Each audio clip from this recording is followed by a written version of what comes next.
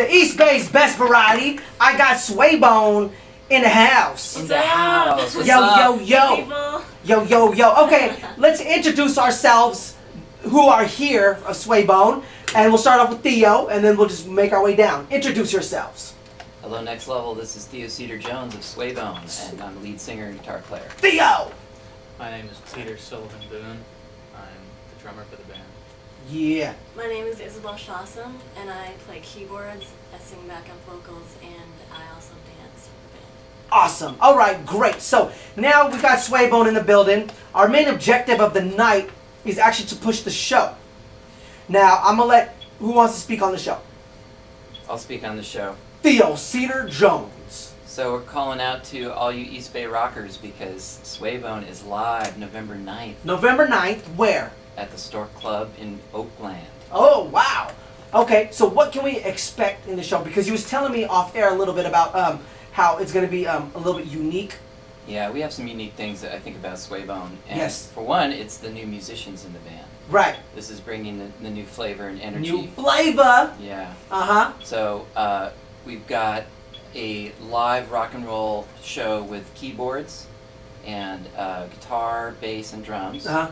And we haven't, this is our first show in a year, so the last time we played was the In a year? In a year. Whoa! Isabel was at the last show that we did at the Everybody All at Once All Ages show. Awesome. Did I tell you about that? No, you didn't. Let us know. So that was the last deal that we did, and that was an all ages show at the Humanist Hall in Oakland. Oh, I think I remember you talking about it. So we had kids. We had kids and parents and families and rock and roll and... There's some kids playing rock and roll too, which was really special. Wow! Yeah, kids, little kids, my students in rock and roll guitar played with the real band. Whoa, that's tight. That's tight. And the parents were there. It was a really wonderful show. And but then it took all this time to like reform the band, release the new album by Swaybone, Life on Earth. Life on Earth. This is the new album. This is the new album as of March 2012. March 2012. Okay, so now we got a new album. Is it out? Yeah, so you can download and purchase this album at swaybone.net from iTunes and Amazon. Most definitely, and that's where you can get the album out, the new album out. Yes. So, what can we expect from this new album? Well, to me, this is album number 5 of my career, and I think this is the most, is the best songwriting of all the albums. Just gets better. It's the best production, I think, of all the albums. Yeah. And the best singing. Yeah. And the best message, the clearest message that I've ever gotten across. You just played a song, the second song that you played was called Not to His Peace. Yes. And that's a real important message for me in terms of the politics that I'm trying to talk about, which is global unity and prior unity. Awesome. So that's what we can expect from there as well. It's on iTunes and everything. We can Swaybone, S-W-A-Y-B-O-N-E, one word? That's one word at iTunes, folks. Most definitely, most definitely. So, okay, we got the show coming up. We have, actually, Ron was supposed to be here, right? Yeah, Ron Wadley. We're doing a little shout out to Ron Wadley. Shout out to Ron. San Leandro. Ron!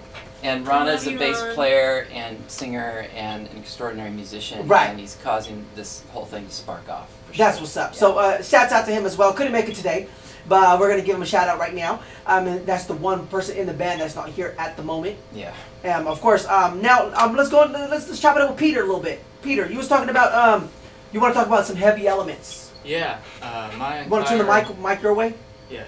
He's alive, everybody. Right. He's live. Yes. So most of my musical experience in the past decade has been on death metal music. Death metal. And so bringing some of that to the rock and roll scene is definitely exciting because people don't often get to see some of the edgier elements of drumming.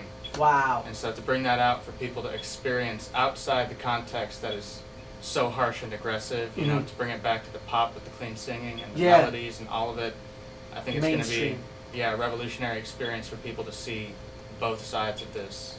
What is the difference between when you say you're coming from death metal and doing what you're doing now compared to the rock side? What is the difference? I play a lot more. What do you mean? Just more notes. There's more noise going on. I try and keep it as simple as I can when I need to, but I like to bust people's minds open. I like to give them... We'll talk about the double kick. I think I play with a double bass pedal, which means that you're getting both feet, baby. Oh, that's the whole thing.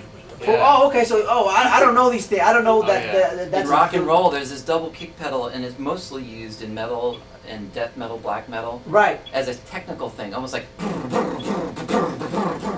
super wow. fast feet. We're right. going to be showing you a jam later on that's got some of that styles on there. for you. Wow. Okay. So, and you bringing that to this side too? Yeah, I'm showing the more mainstream aspect of that to people who've never seen it before. Because as a writer, I'm more like post-grunge, Yeah, yeah, and both Ron and Peter are well schooled in death metal and the technical. yeah. That's So tight. they can play fast. They can play a lot of notes, and what that does is like elevate the energy. Yeah, definitely does. But we don't necessarily have the angry screaming type of singing that a lot of the death metal does. Yeah, yeah. So we're using a different approach on the lyrics and the melody and the singing, but you know, it's opening my eyes just to see what Pete and Ron do. Right. Mostly in the jams, but they also add those elements to the songs that we've written too. Wow, that's awesome. So you're actually bringing, you're actually merging different things together and puzzle piecing. So that's great. That's evolution of music, and I think I would definitely love to hear it. What song did you say that you wanted to play later on? We're going to play into that song that you said that we had that little style in. There's a live jam from our rehearsal, and we record. You know, since we record at Orange Sky Studio right here in Hayward. I don't think a lot of people know. Say it again. Orange Sky Studio right here in Hayward. Orange Sky Studio in Hayward. So this is where we actually get to practice because we're living the life. And it's a pretty awesome studio. I was there the other day. I got one of my songs mastered by my dude Theo. Definitely go check out that studio. And how do we get connected with the studio to work in that studio again? Check out your website at orangeskyrecordingstudio.weebly.com. Okay, most definitely. And it's right here down the street, right by Chabot. Yeah. So if anybody wants to go check them out as well, they got an awesome studio. Now, Isabel, I want to talk about, you said you wanted to talk about a little bit of some of your dance stuff, as well as the crossover from street to formalism? Yes. Yes, okay. I scribbled the ism. It's good, it's good. So this is my first venture into rock and roll.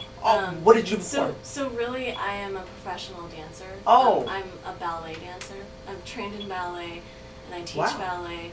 And I studied classical piano for many years too. Wow. So multitasking. So I'm coming from more of a formal kind of concert dance, concert music.